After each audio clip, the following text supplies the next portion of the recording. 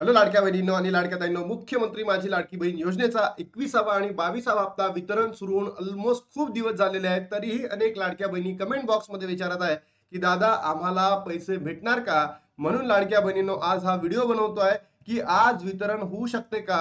21 आणि 22वा हप्ता आज मिळू शकतो का? सोबतच जो 23वा हप्ता आहे म्हणजे मे महिन्याचा हप्ता, हा कधी भेटणार, कोणाला भेटणार, याबद्दलची ही अपडेट समोर आलेली आहे. सोबतच मार्च आणि एप्रिलचे हप्ते वितरण आता थांबले आहे का की पुन्हा सुरू होणार आहे, सगळंच या व्हिडिओच्या माध्यमातून तुम्हाला सांगणार आहे. तर लाडक्या बहिणींनो, तुम्ही सांगा कोणत्या बहिणींना आतापर्यंत 21 आणि 22वा हप्ता भेटलेला नाहीये? कारण की अनेक लाडक्या बहिणींना कालच्या व्हिडिओमध्ये प्रश्न केले होते की दादा आम्हाला 21 आणि 22वा हप्ता भेटणार आहे का? त्याबद्दलची ब्रेकिंग न्यूज मी घेऊन आलेलो आहे. तर चला लाडक्या बहिणींनो, व्हिडिओला सुरुवात करूयात आणि या व्हिडिओच्या माध्यमातून तुम्हाला समजेल की तुम्हाला खरंच पैसे भेटणार आहात की नाही भेटणार आहेत.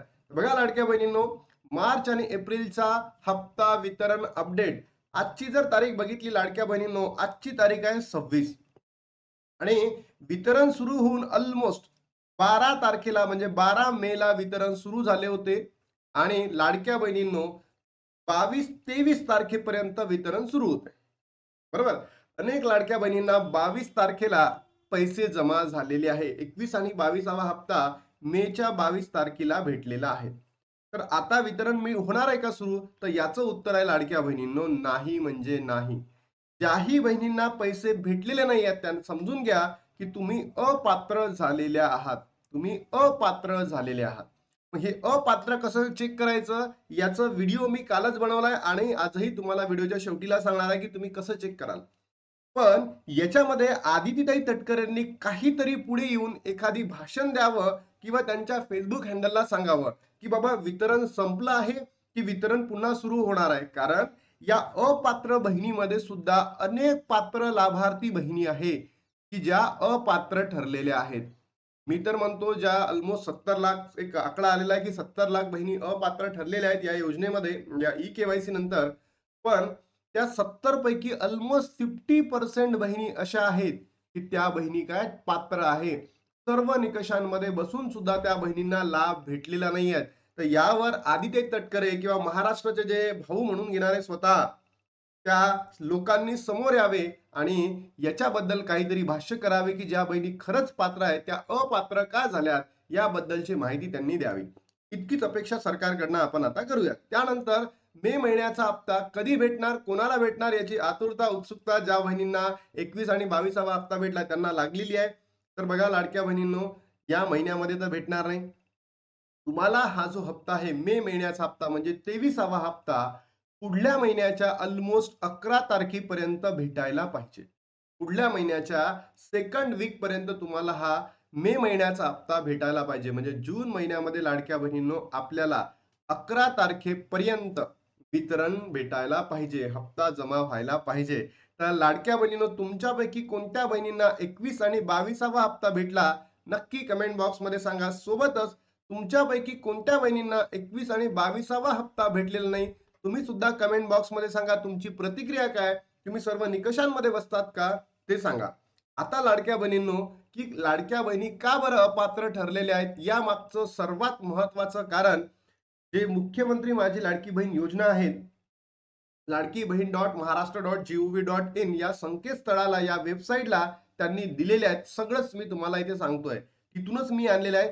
ज्यांच्या कुटुंबाचे एकत्रित वार्षिक उत्पन्न 2.5 लाखापेक्षा अधिक आहे, त्या बहिणींचा लाभ या ठिकाणी बंद करण्यात आलेला आहे. तुमच्या फॅमिलीचा जर लाडक्या बहिणीनं जो उत्पन्न आहे 2.5 लाखाच्या वरती गेलं असेल, तुमचा लाभ बंद करण्यात आलाय.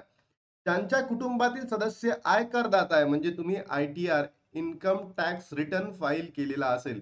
कोणी कशासाठी पण करतं, कोणी मुद्रा लोनसाठी करतं, कोणी गृह कर्जासाठी करतं, कोणी जे आपला TDS कटतो तो TDS वापस घेण्यासाठी करतो.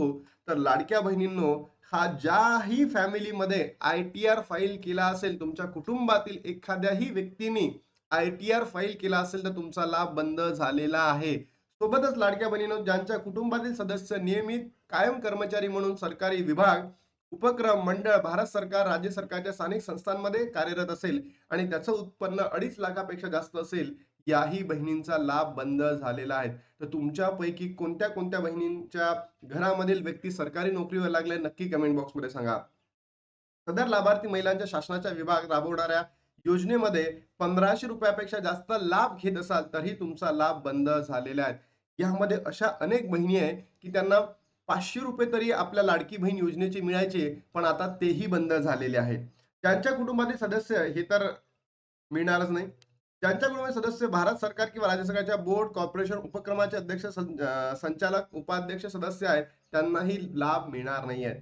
ज्यांच्याकडे 4 चाकी वाहन आहेत, ज्या बहिणींनी घरामध्ये आपला पोट भरण्यासाठी, आपला उदरनिर्वाह चालवण्यासाठी हसबंडला गाडी घेऊन दिली असेल किंवा हसबंडनी गाडी घेतली असेल, तर अशाही बहिणींकडे आता लाभ बंद झालेला आहे. सोबतच लाडक्या बहिणींनो, तुम्हाला आता या लाडकी बहीण योजनेमधून का बरं वगळण्यात आले, तुमचं नाव का कट करण्यात आलं, त्याच्याबद्दलची अपडेट समोर आलेली आहे. ई केवायसी पूर्ण न करणे, ज्या बहिणींनी ई केवायसी पूर्ण केलेली नाही, जसं 31 डिसेंबर पर्यंत तुम्ही ई केवायसी कंप्लीटच केली नव्हती, त्या बहिणी अपात्र ठरल्या. पण यामध्ये अनेक अशा बहिणी होत्या की त्यांनी भीतीपोटी नाही केल्या. त्या गोरगरिबीण बहिणी होत्या, त्यांना वाटलं की ई केवायसी केली तर सरकार आमचा लाभ बंद करेल, म्हणून अशा अनेक 50% बहिणी आहेत की त्यांनी त्या वेळेस ई केवायसी केलीच नाही.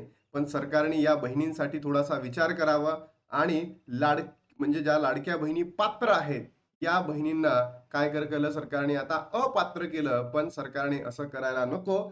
या बहिणींना एक चान्स देऊन पुन्हा त्यांना ई केवायसी करण्याची मुदत वाढवून द्यावी, एवढीच अपेक्षा आहे. तुम्हाला काय वाटतं नक्की कमेंट बॉक्समध्ये सांगा लाडक्या बहिणींनो. अर्जामध्ये चुकीची माहिती दिली तुम्ही, ई केवायसी केली पण तिथे चुकीची माहिती दिली, त्यामुळे सुद्धा तुमचा लाभ बंद झालेला आहे. सोबतच तुमचं आधार आणि बँक तपशीलमध्ये तफावत आहे, म्हणजे ज्याला आपण आधार सीडिंग म्हणतो. या आधार सीडिंग मध्ये लाडक्या बहिणींनो, तुम्ही मागे पुढे केला असाल तरीही सुद्धा तुमचा लाभ बंद झालेला आहे. उत्पन्न किंवा मालमत्तेच्या पात्रतेचे निकष पूर्ण न करणे, म्हणजेच काय, तुमचं जे इन्कम आहे 2.5 लाखाच्या वरती आहे, ITR रिटर्न तुम्ही फाईल करत आहात, आता सगळं लिंक झालं आहे ना, त्यामुळे सगळं इन्फॉर्मेशन कळतंय.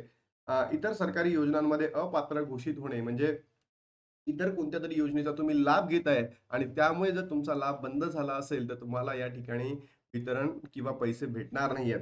सोबतच सरकारने काय करायला पाहिजे, या ठिकाणी ज्या बहिणी अपात्र ठरलेल्या आहेत, त्यांना एक चान्स द्यायला पाहिजे, की बाबा तुम्ही खरंच पात्र असाल, तुम्ही सर्व निकषांमध्ये बसत असाल, तर चुकीमुळे तुम्ही अपात्र झालेले आहात, तर आता त्या बहिणींना पात्र करण्यासाठी एक मुदत, एक सरकारकडनं त्या बहिणींसाठी फरमान काढायला पाहिजे, की बाबा तुम्ही तुमची ई केवायसी लवकरात लवकर करून घ्या 10-15 दिवसांमध्ये आणि तुमचा लाभ सुरळीत सुरू होईल. एवढीच अपेक्षा सरकारकडनं करतो. सोबतच लाडक्या बहिणीनं, तुम्हाला जर चेक करायचं असेल, की आपण खरंच अपात्र झालोय की नाही, तर तुम्ही काय करा, लाडकी बहीण .महाराष्ट्र.gov.in या संकेतस्थळाला जा आणि तिथे तुम्ही लॉग इन केल्यानंतर तुमचं स्टेटस चेक करा, की तुम्ही पात्र आहात, की तुम्ही रिजेक्टेड आहात, की तुम्ही पेंडिंग स्टेटमध्ये आहेत. आय थिंक ज्या बहिणींना अप्रूव्ह स्टेटस होतं, प्रत्येक बहिणीला पैसे भेटलेले आहेत आणि ज्या बहिणींचं रिजेक्टेड मध्ये होतं, त्या बहिणींना भेटलेला नाही आहे. आता सगळीच माहिती दिली आहे. मे महिन्याचा हप्ता कधी भेटणार आहे, म्हणजे 23वा हप्ता, तर पुढल्या महिन्याच्या सेकंड वीक मध्ये, जून महिन्याच्या. आज वितरण होऊ शकते का? याचं उत्तर आहे नाही, म्हणजे नाही, नाही होणार. कोणीही म्हटलं वितरण होणार आहे तर होणार नाही. मार्च आणि एप्रिलचा हप्ता वितरण अपडेट, तर लाडक्या बहिणीनं सगळी माहिती मी तुम्हाला या ठिकाणी दिलेली आहे. तर तुमच्या काही प्रतिक्रिया असतील तर नक्की कमेंट बॉक्समध्ये सांगा. काही प्रश्न असतील नक्की विचारा. त्या प्रश्नांना सोडवण्याचा, त्या प्रश्नांना पुढे घेऊन उत्तर देण्याचा प्रयत्न आपण करूयात. आता इथे थांबतो आणि भेटतो तुम्हाला नवीन व्हिडिओमध्ये. तोपर्यंत जय हिंद, जय महाराष्ट्र, जय श्रीराम.